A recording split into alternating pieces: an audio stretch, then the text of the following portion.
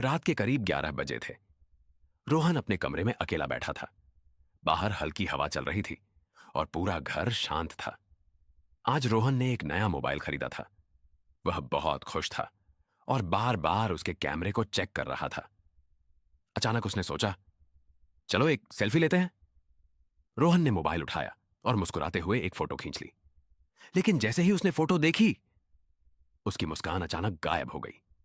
उस फोटो में उसके पीछे एक अजीब सी परछाई दिखाई दे रही थी। रोहन तुरंत पीछे मुड़ा, लेकिन वहां कोई नहीं था। उसने खुद से कहा, शायद कैमरे की गलती होगी।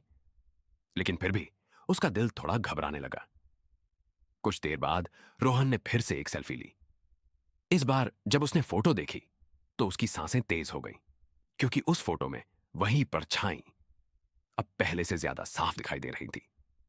अब वह सिर्फ परछाई नहीं थी, बल्कि एक लड़की का चेहरा था, जिसके लंबे बिखरे बाल थे। रोहन का दिल जोर जोर से धड़कने लगा। उसने डरते हुए फिर पीछे देखा, लेकिन कमरे में अभी भी कोई नहीं था। अब रोहन को लगने लगा कि कुछ बहुत गलत हो रहा है। उसने मोबाइल की गैलरी खोली और सारी फोटो देखने लगा।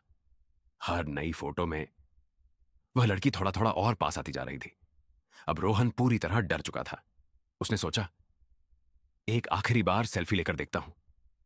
जैसे ही उसने मोबाइल उठाया और फोटो ली, उसका चेहरा डर से सफेद पड़ गया, क्योंकि इस बार उस फोटो में वह लड़की उसके बिल्कुल पीछे खड़ी थी। रोहन धीरे धीरे पीछे मुड़ा और उसी पल कमरे की लाइट झपकने लगी। कमरे में अजीब सी ठंडी हवा फैल गई। रोहन ने डरते हुए चारों तरफ देखा और तभी उसे लगा जैसे कोई उसके पीछे खड़ा है। अचानक उसका मोबाइल उसके हाथ से गिर गया।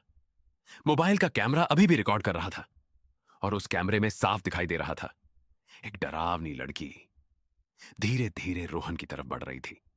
कुछ सेकंड बाद स्क्रीन पूरी तरह काली हो गई। अगली सुबह पुलिस उस कमरे की जांच कर रही थी।